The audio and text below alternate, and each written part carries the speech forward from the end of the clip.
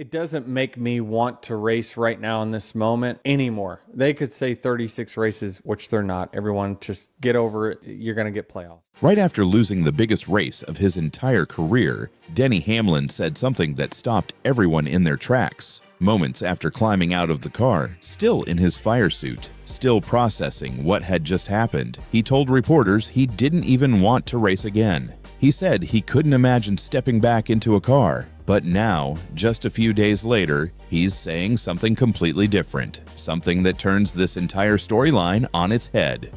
And to understand why, you need to know exactly what happened at Phoenix Raceway and how one race pushed one of NASCAR's biggest stars to question everything about his future. Denny Hamlin wasn't just having a good race at Phoenix, he was putting together one of the most dominant championship performances anyone had seen in years. He controlled the pace, he controlled the restarts, he controlled everything. Out of 312 laps, he led 208. More than 2/3 of the entire race belonged to him. His car was perfect, his strategy was perfect, his execution was perfect, and with 5 laps remaining, Hamlin wasn't just leading, he was gone, cruising. He had a 3-second advantage, which at Phoenix might as well be half a lap. The championship was right there, sitting in his hands. Everyone around him felt it. His team could barely keep their emotions steady on the pit box. His spotter was already preparing the words he was going to say when Hamlin crossed the line. His family watched from the pit area, ready to celebrate the one thing he'd spent 20 years chasing. Hamlin himself admitted later that he already felt like a champion. Everything inside him said it was done. It was finally happening. And then the unthinkable happened.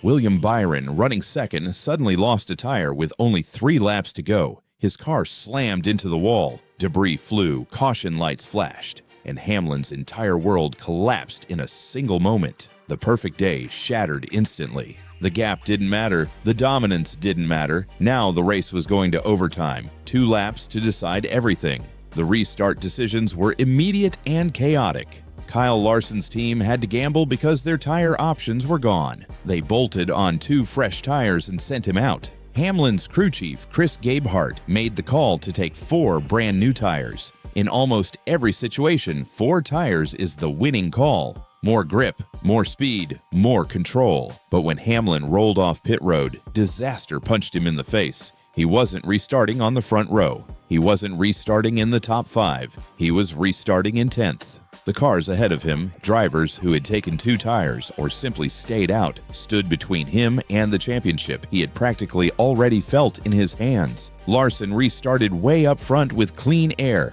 Hamlin had to fight traffic, dirty air, and time. And time was the problem. There wasn't any. When the green flag waved, Larson launched. Hamlin fought desperately, slicing through the field, forcing moves he normally would never attempt. He was fast, but it wasn't enough. With less than a lap left, he looked ahead and saw Larson already too far out. Hamlin knew in that moment the title had slipped through his fingers again. He crossed the finish line empty-handed. Larson was the champion. Hamlin was left with nothing but heartbreak. After the race, Hamlin could barely talk. His voice cracked. His eyes were empty. And then he said something nobody could believe. He didn't want to race anymore. He said his fun meter was pegged. He was emotionally drained, mentally spent, and unable to even imagine getting back behind the wheel. For many fans, it was impossible not to think of Carl Edwards, who, after a devastating championship loss in 2016, told everyone he'd return, then disappeared from the sport before the next season even began. People wondered if Hamlin was about to follow that same path. His family certainly felt the pain. Hamlin said his daughters cried for hours after the race. He had to try to comfort them, telling them that life isn't always fair, that sometimes things don't go the way they should go, even when you give everything you have. It was one of the hardest conversations he's ever had with them. 2 days later, at the NASCAR Awards in Arizona, Hamlin finally spoke to the media again. He still looked emotionally wrecked. When a reporter asked him directly if he planned to race next season, he gave an answer that shook NASCAR fans everywhere. He said he would race because he has a contract. But then he admitted something even more revealing. He said that right now, today, he can't even think about racing. He said he needs time. The pain was too deep, too fresh, too overwhelming.